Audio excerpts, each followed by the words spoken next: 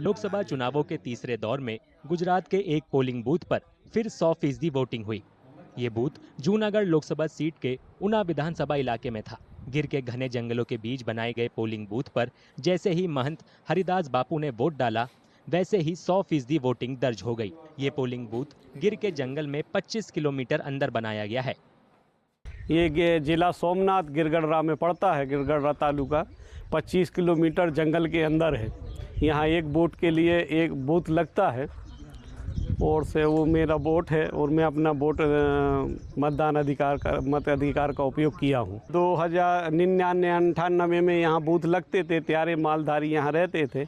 वो मालधारी सब चले गए और ये जो महान मेरे गुरु भाई भरतदास जी रहते थे, वो एक ही थे पुजारी, उनका वोट उनके लिए लगता था। 2002 से शुरू हुआ एक का मतदान। पची 2019 में मेरे गुरु भाई का शरीर पूरा हो गया, उसके बाद मैं महंत बना हूँ तो मेरा वोट चालू हुआ।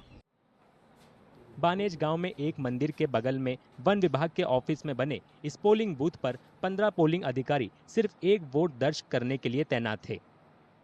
हमें काले 1:30 वाग्याનો સમય અમે મતદાન મથક ઉપર તમામ સ્ટાફ તેમજ પોલીસ સુરક્ષા, ફોરેસ્ટ સુરક્ષા સાથે અમે 1:30 વાગે અહીંયા પહોંચ્યા હતા। અમે પહોંચી અને અહીંયા જે મતદારની યાદી છે એના પ્રમાણે મતદારનો નંબર ક્રમ નંબર 1 તેમજ એક જ મતદાર છે, પણ અમારી જે પ્રોસેસ હોય એ એક મતદાર હોય કે હજાર મતદાર હોય એની પ્રોસેસ સેમ રહે છે અને જે અમારી ફરજના ભાગરૂપે છે તે અમે આખી પ્રોસેસ પૂર્ણ કરીશું।